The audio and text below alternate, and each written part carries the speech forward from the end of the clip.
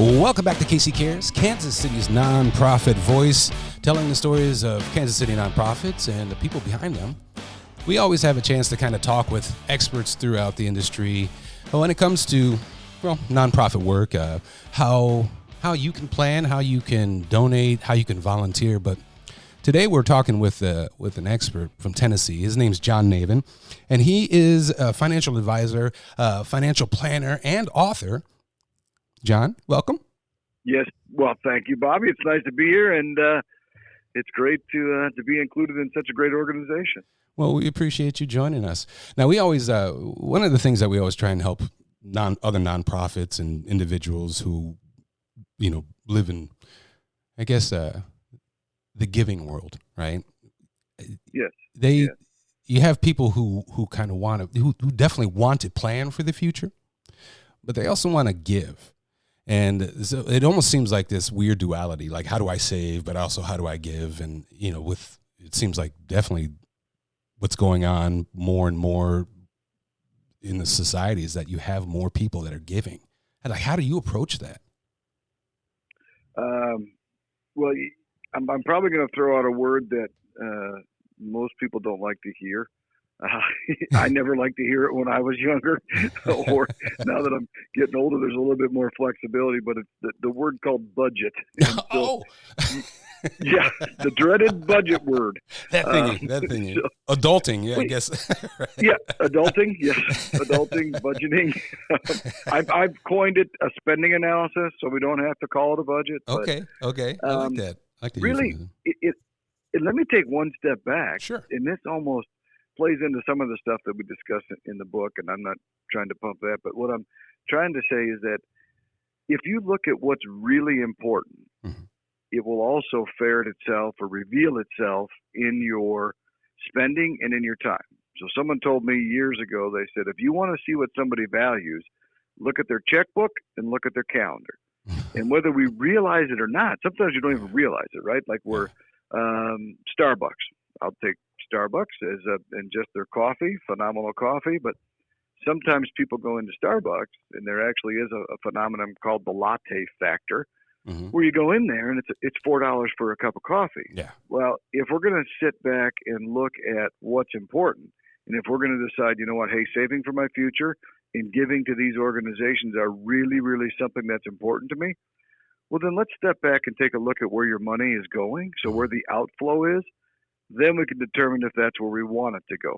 And a lot of times this happens nonchalantly, or it happens in our sleep because we don't even pay attention. We just, pull out the debit card or pull out the credit card and put it on there, and away it goes. So my first suggestion would be to take a look and see if where you're spending money, if that's where you want it to go. If you do, don't change a thing. If you don't, step back and go, okay, how do I incorporate some tools to go, let's change the way I'm spending and put it someplace else. Yeah, I mean, that's. I was just having that conversation with my youngest daughter. Financial literacy, I mean, is huge, and she has this little game that she plays, and she's continually asking me to up. She's like, "Can I get more points? Can I get more points?" And I was like, you know what? I go, you need to start, earning your allowance, because you're going to find out quickly that your cash will go a lot quicker than your credit. Like you just, it's easy for you to spend this stuff. I go, but if this were your money, I think you would take a lot more time spending this. You definitely will. Yeah, when you have to earn it, there's more value placed upon it. So let me ask you this: like, if I did want, if I came in and I was a person that was trying to figure out a way to plan for my future and to also give to a charity, what's the best approach? Would it be, do you go with a charitable foundation? Do you take a little bit and give it here? How does that work? Good question. Let me get, because those are almost two different levels. Oh, okay. And I'm not sure who's listening. Okay. So let me speak to your daughter's age and probably up until about 30 or 40 or so. Okay. And then there's totally different ideas if you're talking about business owners and you're talking about that you've made it and it's you've got some money in reserve and you've got your retirement plan set up. Mm-hmm. Different steps that I would take, or different things that I would suggest. Okay. Going back just quickly to the latte factor I talked about a second ago, but just by cutting out your cup of coffee, if you did that 5 days a week, and I'm not saying don't drink coffee. I'm saying, make the coffee at home and put it in your, go out and buy a nice coffee cup and put it in a nice coffee cup and you'll have it forever. But $4, $5 a day times, 5 days is $25 a week times 4, that's $100 a month. And so now we get into something called the time value of money. So, or we could say, hey, I'm going to cut out my coffee and I'm going to donate that money. So just by cutting out your latte, you're giving $100 a month to an organization that's important to you, that you care about, love, and you want to stand behind their story. Mm-hmm. There's also something, without getting too complex, called the time value of money. Mm-hmm. So you talked about this in your book, the Happy Ever After. Okay, yeah. Well, thank you. Yes. Mm-hmm. In there, it does talk about, so if we set aside this $100, people think, $100, or we think $4 a day is nothing. Well, $4 a day is $100 a month, which is $1,200 a year, which now you start compounding that over 30, 40 years. It's a big number. Yeah. And it really does add up. I mean, without doing the math, I'll bet $1,000 a year, $1,200 a year would equate to, in your retirement plan, a couple $100,000. Yeah. So it gets big. That's a lot of coffee too. It's a lot of lattes. That's a lot of coffee. So we quit drinking all the lattes exactly. And find out what's important. So for the younger folks, that's what I would say. I would say, let's look at your spending plan. Let's see what's really important to you. If you can do it automatic, there's another bonus. So there's a benefit of like your 401k plans and some of that stuff. And your charitable organizations are now allowing you to make automatic contributions out of your paycheck. Because if we don't see it, well, then we don't spend it. Yeah, and we don't think about it. But if I've got to, put it into my checkbook, and then I've got to write a check for it, and all this other stuff, it just makes it more difficult. But there's places you can go where they'll do it automatically for you, and it's it's not even in your paycheck. Yeah, that would be that's awesome too, and that speaks to a lot of people who do donate on a consistent basis. It's easier just to do it monthly, and they have those right. Programs that do that. And so go ahead. I'm sorry. I thought of one more thing. Corporations will do it as well. So there's a lot of corporations, depending on who you work for, that has strong ties to charitable organizations, and they'll pull the money out of your paycheck for you. Oh, and oftentimes, I thought of something else, Bobby. Sorry. Oh, oftentimes you can get that money pre-taxed. So, with the change in the Trump plan and the taxes, we are at historically low tax rates. He upped our personal exemption from $6,000 to $12,000 in round numbers. If there's anybody exact out there, those aren't the exact numbers. 12,500. You're going to have somebody that's not crying. That's not. Somebody's going to call me and say that guy doesn't know what he's talking about. Exactly. So it's up to $12,500. Well, for most people, they can't deduct that much money. Let me say this a little bit clearer. Mm-hmm. You can't write off on your taxes because you're not getting above the $12,500, so you're better off taking the standard deduction. Then we don't get a tax break for our donation. Okay. But there are some ways that we could look and potentially still get a tax break for your donation. For our older folks out there, or people who may have a business, one of the surefire ways is to write all of your charitable donations out of your corporation or out of your sole proprietorship, and not out of your personal return. When it comes off the corporation, it comes off what they call the front of the page, the front of your tax page, which you can write it off. It doesn't affect your $12,500 personal exemption. So write it out of your business or your corporation or your sole proprietorship. And I remember reading your book and seeing that, and I was like, wow, that's huge. It almost makes it makes the case for everybody to just create their own corporation. It's like, I'm just my own entity. Now we're getting into another subject that I like, because I agree with you. I think people, if you've got something, because there's a lot of benefits to owning your own business, and now it's hard, but there's a lot of benefits to it that, and taxes are one of them. That's a huge benefit. And so with the and I was just thinking about that with the tax cuts and all all the different types of information that I seem to be getting from every outlet and whatnot. But with the way that the deductions seem to be structured, it almost seems like that's where they want everybody to go. It's like, it's just better if you're your own entity, your own company. Well, they kind of do, mm-hmm. and I'm not sure if everybody's going to ever do that, but we'll see if they do. But there are definitely, and especially with the president we have now, mm-hmm. Definitely favors corporations. Yeah. Definitely favors business. Reduce taxes, and you can increase spending. Yeah. Does that seem to be working? With what you see in kind of in your world, do you see people with more, I guess you'd say, expendable cash, as well as there is more. There is more. Yep, there's more spendable cash, but I think what's also happened in the United States, especially in major cities, is, I don't know if I call it sensationalism or if I call it materialism or whatever we call it. Yes, we're seeing more disposable income, mm-hmm. but then we think, oh, I've got some more income. Well, then we pick up the new, I don't even know what iPhone we're on now. What are we on, iPhone 10 or something, 11? 11 I've Pro. got like a 7, I think. That's the one I have. That is the one I have. Exactly.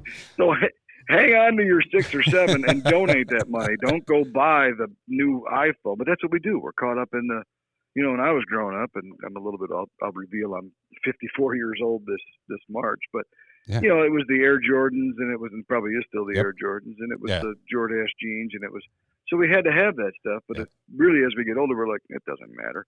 Yeah. But making a difference in a charity or making a difference in somebody else's life, that sticks with you forever. Yeah. So well worth I would just say, I'm back to that spending analysis, but there's more money out there. And we've got 5 years until the tax law changes again, 2025. Oh, okay. So it is locked in for the next 20.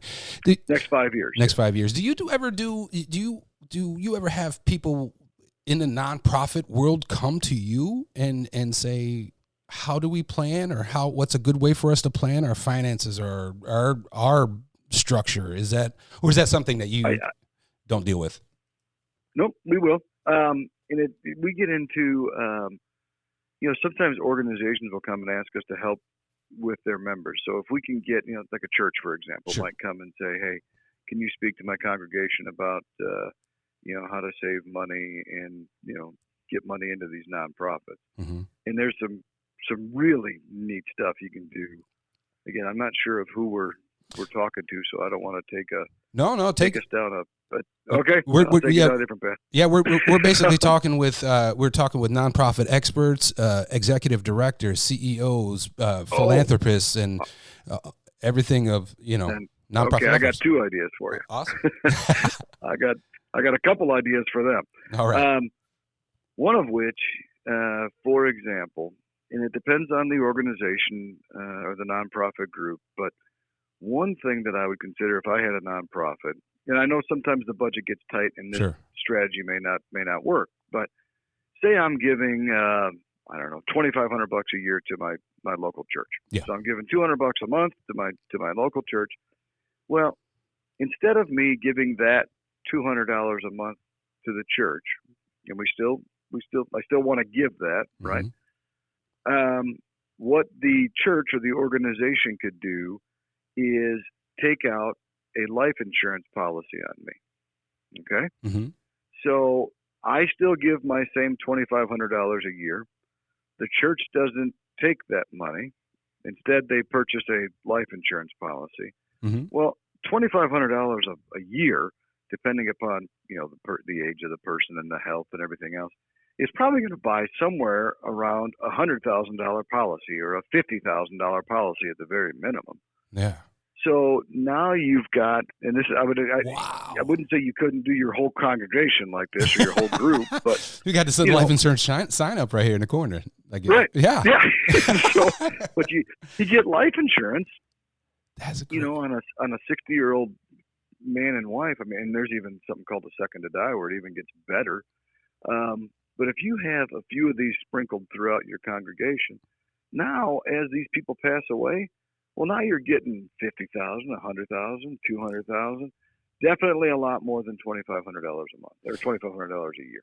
And that's more beneficial for the person who's wanting to give. You know, they want to give away that money, and so what you're basically saying is, instead of, you know, me as a faithful congregation member giving $200 a month, hey, you know, this is a better spend for me, and the church, yep, you know, that I'm married to, that I love, will benefit, you know, exponentially more in the you're basically, that's, I mean, that's way more, $2,500 compared to $100,000.